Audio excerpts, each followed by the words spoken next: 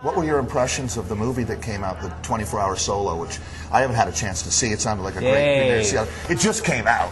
It did, but I have a copy I could have brought you. Oh, yeah, well, I'll hit you up for that. Yeah. But it sounded like those guys did such a great job with Off-Road to Athens that you were, everyone is expecting a high-quality production. Tell me what your thoughts were. Yeah, I anticipated an epic flick. I had been a little bit involved with some of the filming. However, I didn't have that final race on my calendar, so I'd only raced against Chris a couple times. The movie was phenomenal. His season was epic. He traveled to China.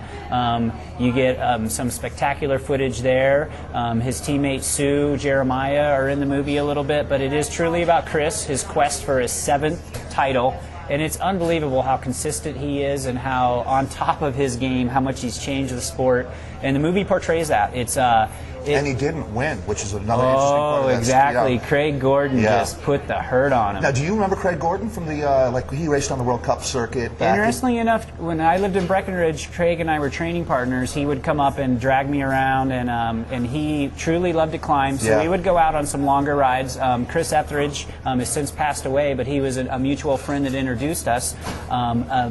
And we went out and climbed the hills in Breckenridge for years and years and years. So I knew that Craig, that's when he was racing the World Cup on the Australian national team, I knew that he had a talent. I was hoping he wouldn't be a good 24-hour racer, but he turned out amazing. I mean, he really was just willing to hurt himself more than anyone else that day. Is that fair to say? And more than anyone else has ever done in the sport to this point in time.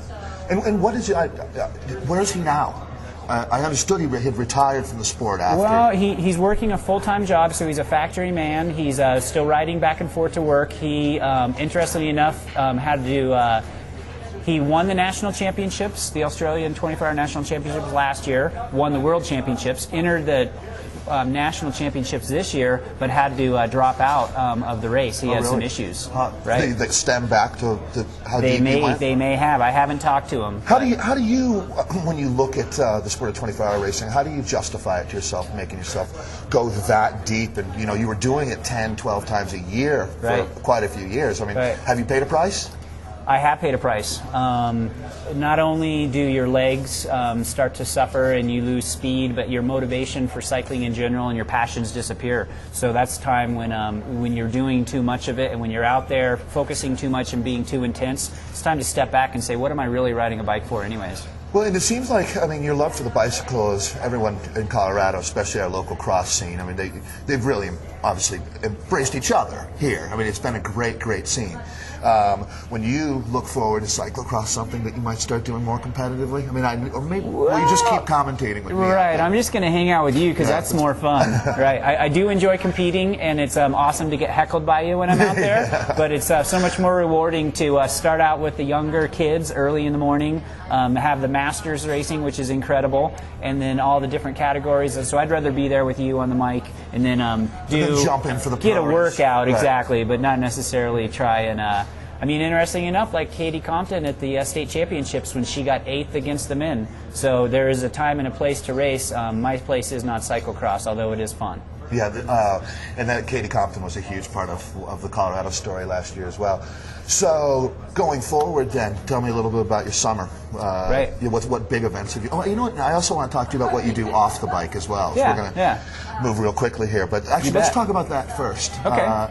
You've got a new business going? I started a new business. It's called Pro Bike Center. I'm retiring my old business. It's for sale. If anybody wants to buy Tough Guy Productions and make ski movies, put on a tour, and put on extreme competitions, please hit the website, buy it, take it off my hands. It's a huge weight I'd like to get rid of. Tough Guy Productions should survive, though, so hopefully someone will take you up on that. It needs to carry on. It's something I started 11 years ago with extreme competitions and 12 years ago in Crested Butte, but I'm over it. I like to ride my bike.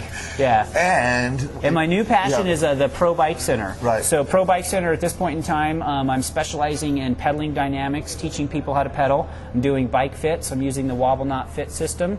In addition to that, I'm going to start coaching a little bit for the endurance scene. and slowly just build up a few athletes here and there. So starting in November, I'll start doing a little bit of coaching. How's it been doing the balancing act between starting a new business and training for racing, and then all of the other things that you've got going on? How do you manage your time? Thank God there's a thing called Cerveza, which is a good recovery drink for me, and that helps me balance it quite well, puts it into perspective. Yeah, well, great. Well, Nat, thanks a lot for coming by, and continued good luck out there this year. You're a lot of fun to watch race. I can't wait for the cyclocross season, Dave, and then we can hang out and shoot it. All right. For Nat Ross here on the Toll Files, I'm Dave Toll saying we'll see you down the road.